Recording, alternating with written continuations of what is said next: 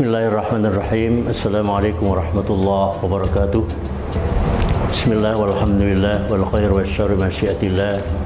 Asyhadu an la ilaha illallah wahdahu la syarikalah wa asyhadu anna Muhammadan abduhu wa rasuluh.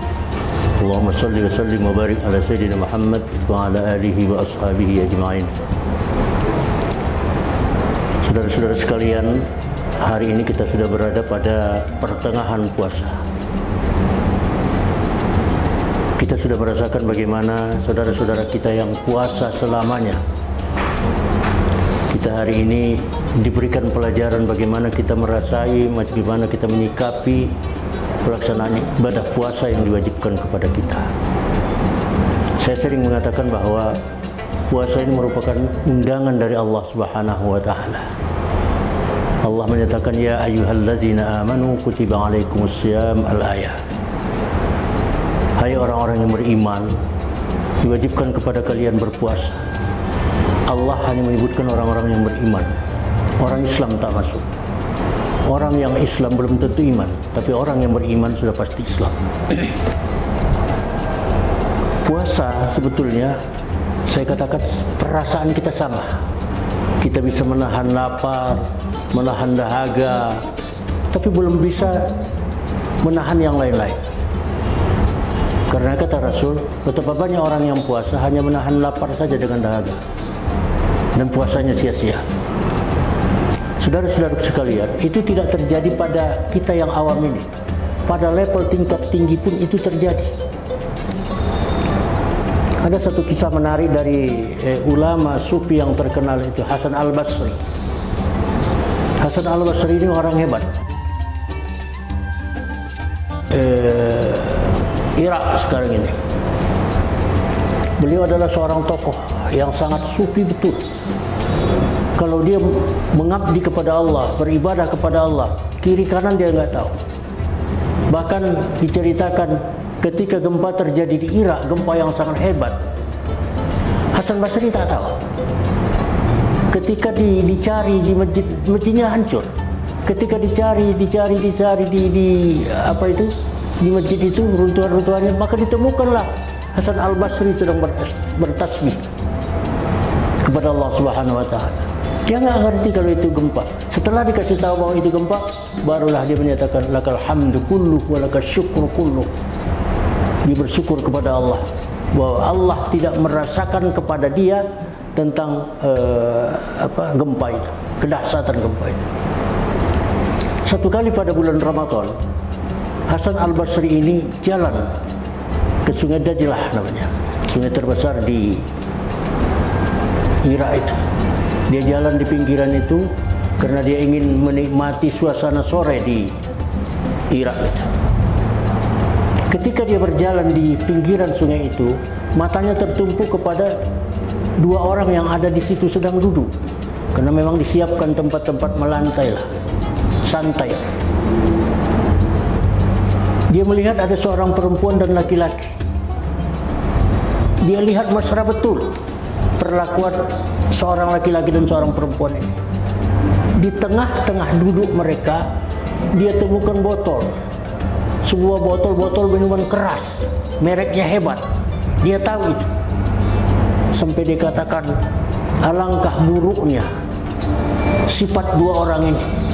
Di tengah-tengah puasa Ramadan begini, mereka masih mampu bersantai-santai, masih mampu bersenda gurau, masih mampu melakukan maksiat, sementara di sampingnya ada minuman keras dalam botol. Ketika dia berpikir begitu, dia bergumam, ya Allah, andai kata orang yang dua ini melakukan perbuatan baik, mereka akan lebih baik daripada aku. Mereka akan baik sama dengan aku. Andai kata mereka tinggalkan di tempat ini. Di tengah-tengah gumamannya, di tengah sungai itu dia lihat ada kapal kecil. Di kapal kecil itu ada beberapa orang. Begitu mau sampai ke pantainya, kapal itu oleng dan tenggelam kapal ya. Karam. Nah, begitu karam, si pemuda tadi ini yang duduk di pinggir sungai bersama seorang perempuan itu refleks. Dia langsung terjun ke sungai itu. Dia cari orang-orang yang tenggelam di situ. Dia dapatkan 6 orang. Dia selamatkan orang-orang. Tinggal 1 lagi yang tidak selamat. Di tengah-tengah pencariannya, di pinggir sungai itu, dia lihat Hasan Al-Basri masih di situ. Kata dia, "Wahai Tuan, saya tak tahu siapa Tuan, tapi saya menduga bahwa Tuan adalah seorang yang soleh, seorang yang hebat. Andai kata Tuan seorang yang soleh dan yang hebat, tolong carikan 1 orang yang tenggelam ini. Karena 6 sudah saya ambil. 1 lagi, andai kata Tuan hebat." Hasan Al-Basri terdiam, tidak bisa menjawab itu. Tak bisa dijawab. Karena dia berpikir, usahakan 6, usahakan 1. Setengah pun nggak bisa aku mencari. Nah, sesudah itu saudara, 1 lagi Tuan, kata anak muda ini. Saya pasti menduga bahwa Tuan tadi salah duga terhadap kami. Itu perempuan yang duduk itu adalah ibu kandungku, ibu yang melahirkan aku. Itu bukan pacar aku, gitu kira-kira.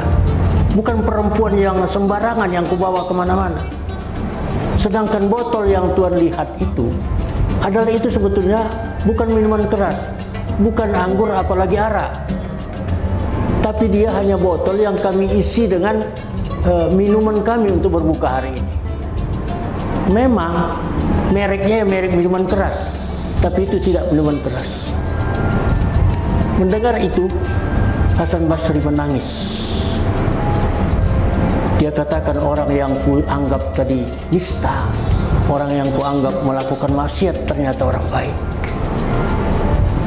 Dia katakan kepada orang itu, "Saudaraku, kalau kau tadi bisa mengangkat orang yang tenggelam 6 orang, sekarang angkatlah aku dari ketenggelamanku dengan kesombonganku, keriaanku dengan ketakaburanku, bahwa aku sebetulnya adalah orang yang tenggelam di dalam hukuman Allah." Dari kisah singkat ini dapat kita ambil hikmah bahwa siapapun sebetulnya bisa melakukan kesombongan tanpa dia sadar. Ria, takbur, menduga-duga yang salah bisa. Tapi puasa mengajarkan kita untuk menghilangkan sifat-sifat itu semua. Menghilangkan takabur, menghilangkan sombong, menghilangkan, kalau bahasa sekarang, menghilangkan sok tahu, buruk sangka. Itu semuanya dihapus oleh puasa. Itulah salah satu hikmah puasa ini. Bahwa puasa ini tidak sekedar menghilangkan lelah lepas makan minumnya saja, tidak. Tapi itu hanyalah sekedar untuk jalan kita melakukan perbaikan dan kebaikan kepada Allah. Hari ini kita banyak mendapat tantangan-tantangan dari orang terhadap orang-orang yang beriman dan melaksanakan puasa ini. Para orang yang menyebutkan bahwa puasa itu tidak betul, menyiksa hak asasi manusia. Padahal sejak dari Nabi Muhammad sampai kepada orang-orang yang lalu, bahkan sampai kepada orang yang akan datang, puasa itu diwajibkan kepada dirinya. Bahkan dokter kesehatan menyebutkan makna puasa itu bagi seorang manusia sangat berguna adanya. Saudara-saudara sekalian, di dalam puasa ini banyak hal yang bisa kita lakukan, terutama bersedekah. Bersedekah itu sangat besar pahalanya. Bahkan amalan-amalan yang lain di luar sedekah itu semuanya bisa kita hapus sesungguhnya. Karena apa? Karena orang yang sudah meninggal itu, dia akan berkata, "Ya Allah, andai kata kau hidupkan aku sebentar saja, pasti aku akan beramal bersedekah kepadamu itu sebaik-baiknya." Saudara, kalau tidak, jadilah kita sebagai orang yang orang yang merugi. Puasa ini memberikan bonus kehidupan bagi kita. Awalnya saja rahmah, pertengahannya maghfirah, akhirnya juga itu pun minan nar. Siapa yang tidak mau mendapatkan rahmah hari ini? Siapa yang tidak mau mendapatkan berkah? Dan itulah yang dikejar orang hari ini. Dan siapa yang tidak mau mendapatkan keampunan hari ini? Sesungguhnya menurut kita itu adalah orang-orang yang salah kaprah dan bodoh. dia tidak mau di tengah-tengah tawaran Allah Subhanahu wa taala. Tidak ada yang meminta, tapi Allah yang memberi kepada kita tentang rahmah, barakah maupun maghfirahnya. Mudah-mudahan hikmah-hikmah puasa ini dapat kita jadikan menjadi landasan hidup kita untuk masa-masa yang akan datang, sehingga kita meninggalkan dunia ini sebetulnya nanti akan dapat diberikan oleh Allah ganjaran, sehingga kita masuk ke dalam surga melalui surganya yang bernama Rayyan itu. Assalamualaikum warahmatullahi wabarakatuh.